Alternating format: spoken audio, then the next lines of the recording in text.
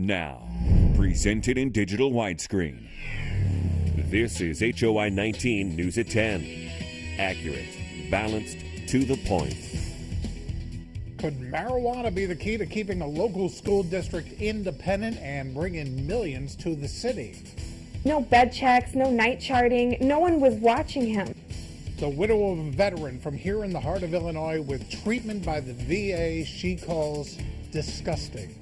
It's Thursday night. I'm Eric Greene. Those stories, all the news coming up in just a moment. First, let's get a check of the weather as we head to the Memorial Day weekend. Mr. Collins. All right, Mr. Greene, everything looks good out there. We've got clear skies for the most part, just a few clouds south of Peoria. We'll call it clear to partly cloudy overnight. A little wave went through today, gave us the clouds and a few sprinkles. That was just about it. Temperatures in the low to mid 70s around the area. Highs 75 in Peoria, 72 in the Twin Cities, and I got to 76 around Beardstown and Lincoln, a little bit cooler north, 71 around Kewanee. These are temperatures where they should be this time of the year. We'll gradually warm things up over the weekend, but tomorrow will be in the mid 70s. Right now, 64 at the airport in Peoria, 63 in the Twin Cities. So temperatures running 62 to 67 now. The temperatures will start dropping off at a pretty good clip here later on tonight because of the clear skies and a light northwesterly breeze running calm to about 5 miles an hour. So open up the windows, let Mother Nature provide the free air conditioning over the next few nights at least. 72 in St. Louis, and once again we've got 59 in Chicago and 58 in Milwaukee as temperatures are trying to rebound after that cold front went through the area last night and this morning, and a little wave in the atmosphere. There's that wave pushing on to the south. Got clear skies. Here's our weather tomorrow, and most of the weekend will be dry. We'll just gradually warm things up. Might get downright hot by Memorial Day. 51 to 56 on the low side tonight. Northerly winds at 5 to 10. Planning your day tomorrow.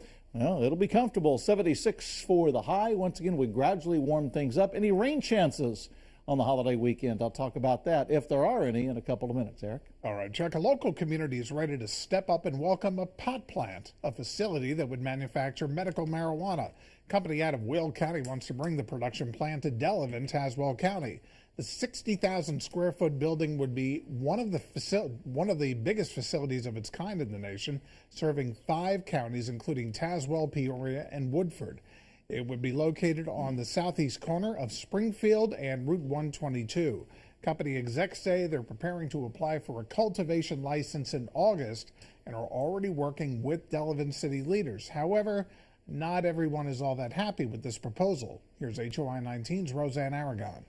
This is really a very exciting opportunity. Illinois will soon approve the cultivation of 21 medical marijuana production sites statewide. Delavan could be one, a thought that hits too close to home for this Delavan dad. I don't think it's a good thing for the community. I don't want it in the community, medicinal purposes or otherwise. The facility would do more than remedy chronic pain. The $5.8 million project will create 25 jobs in its first year. The city has already approved plans to create a new tax increment financing district for the proposed site. There will be one built in central Illinois, and if that's going to happen, I would prefer seeing Delavan get the advantage of those tax dollars and work to keep our school in our community. School District 703 superintendent says it's in critical financial crisis. Officials say the proposed facility is an all-encompassing solution. The project's TIF district is initially expected to bring $3 million to the city of Delavan for future development, but that's not all. It's also expected to give $1 million to help keep the Delavan School District alive. The business will be the city's second largest employer and will give special consideration to veterans. But that's not all. Drug prevention programs and patient education programs. We've developed a roughly 35-page marijuana 101. We plan to develop some of these programs with the city. We're not talking about illegal recreational drugs. This is a legitimate business. There's a tremendous amount of benefit. A potential project she hopes grows on the community. In Delavan, I'm Roseanne Aragon. An update now on a Peoria woman reported missing yesterday. She has been found alive. Police found 55-year-old Jenny Mason in the woods near I-74, about a mile west of the War Memorial exit in Peoria County. Peoria police may be turning to helicopters and cadaver dogs in the search of a missing woman. 57-year-old Terry Anderson has not been seen or heard from since Sunday night. Her cell phone was found near Route 8 and Kerner Road But after that, clues have dried up. Police say they followed up on some articles of clothing found today. That was a dead end. Now they're considering the use of the cadaver dogs and searching from the air over an unnamed area. Peoria police say they're getting closer to making arrests in a shooting on the East Bluff. Happened early yesterday afternoon in North Wisconsin and East Arcadia. 3 people wounded, none of the injuries life-threatening. Police have named 2 suspects and say they have a lead on a third. A target team associated with Don't Shoot Peoria is investigating. Now, Peoria's Don't Shoot program is hoping to not miss a beat with the departure of Police Chief Steve Settingsgard. Dozens of residents met tonight at another Peoria Community Against Violence open house. The group is working hand in hand with Don't Shoot to reduce crime in the streets. There have been more than 600 gun-related crimes in the city so far this year. Organizers say Don't Shoot will continue in the absence of the chief. This is something that is bigger than one department or one person, and I see the momentum continuing in a positive way. I don't see Don't Shoot changing too much. The final PCAV meeting will be June 7th at the Riverplex. The group will take action on ideas in the weeks after that.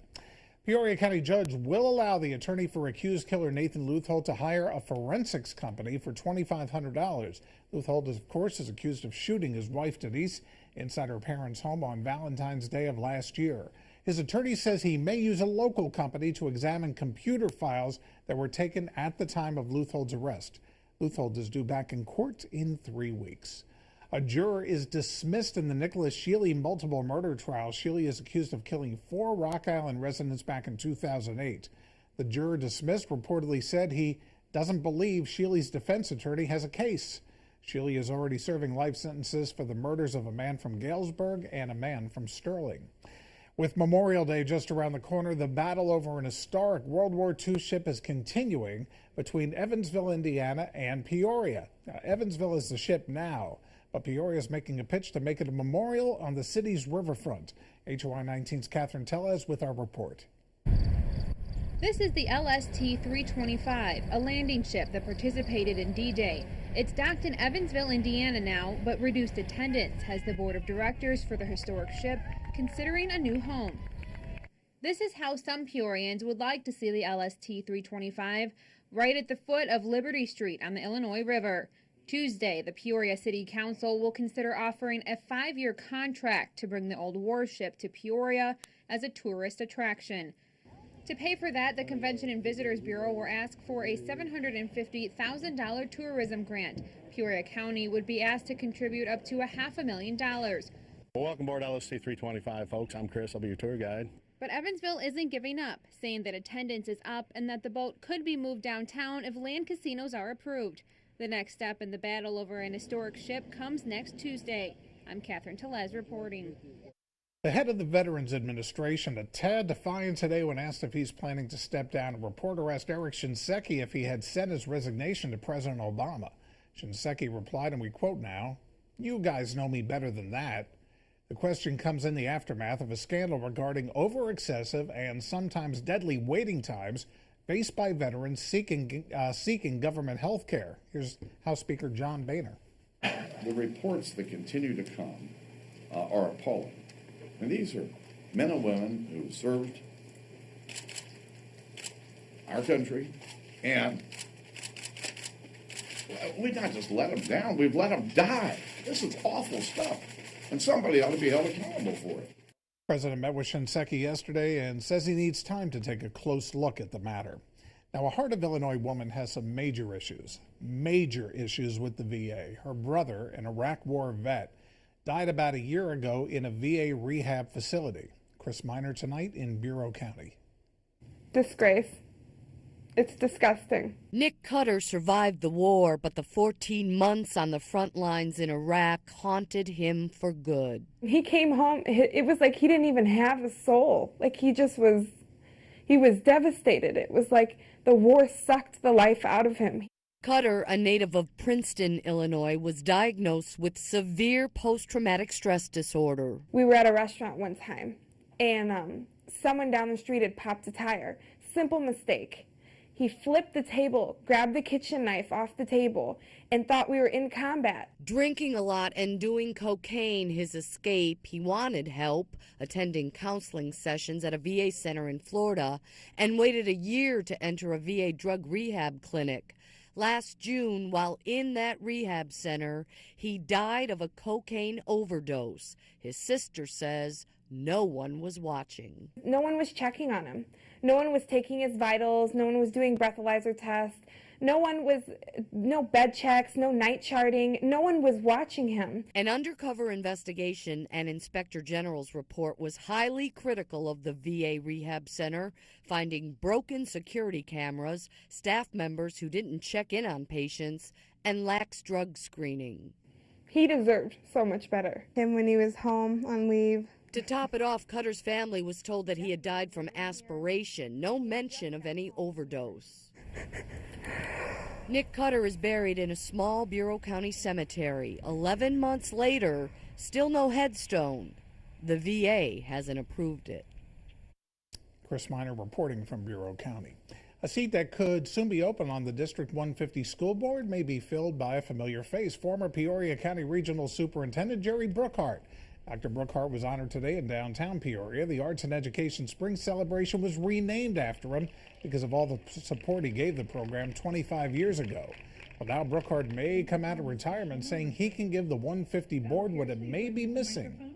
Just, I think, a little peace and harmony would be nice.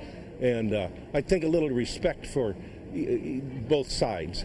It seems to me that someone with experience and kind of the personality that can mediate things and bring sides together, that's what I've done my whole life. Dr. Brookhart would take the place of Sue Wolstenholme, who was elected to the board but says she's not going to serve. It's all up to the school board members now. Still ahead tonight from HOI 19 News, music, fun, and police all flocking to an annual Heart of Illinois festival. And a man makes a life-saving catch that you're just going to have to see to believe. You're watching HOI 19 News. Accurate, balanced, to the point.